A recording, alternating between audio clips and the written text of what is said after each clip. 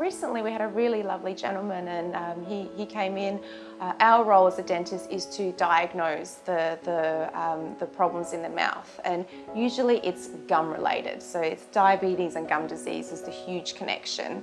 And then Ingrid, she will take over the treatment of the gums for these patients, and we'll obviously continue to review them. And this particular gentleman, it really helped him in his life. It lowered the amount of medication that he needed to take, and it controlled his diabetes, which then of course, lowered his risk of all the things that he was really worried about, like heart attack and stroke, and things that he's got a really young child, and he really wants to be around for a really long time. So it really settled his mind, because before the treatment, his doctor was really struggling to get his diabetes under control.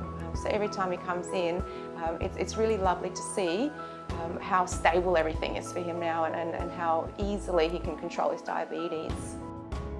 He's a really lovely patient. We actually spent a whole day together. So he got here at 8 and he left here at 5, and then we had lunch together in the lunchroom, and I kept all the nuts and things away from him. I said, you can have the soft stuff while we're halfway through. But he was just the sort of person that never prioritized himself.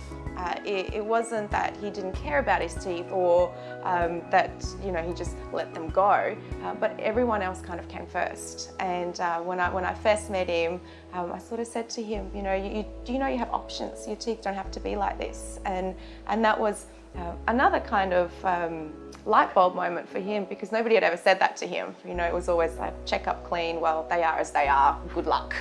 So we started to talk a little bit more about that, and he's the sort of person that needed a lot of work done, but didn't have $1 million sitting in the bank that he could just throw around. So we staged the treatment, and we went slowly through it, and we're still working on it. There's still things that we're doing on some of the teeth, but it's just it's made a difference in his life. It's when he smiles, he's a different person, and I know that.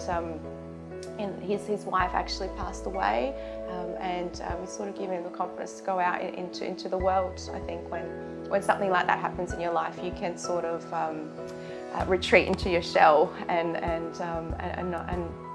not go out and look after your teeth, or go out into the world. So it's really made a big difference to him.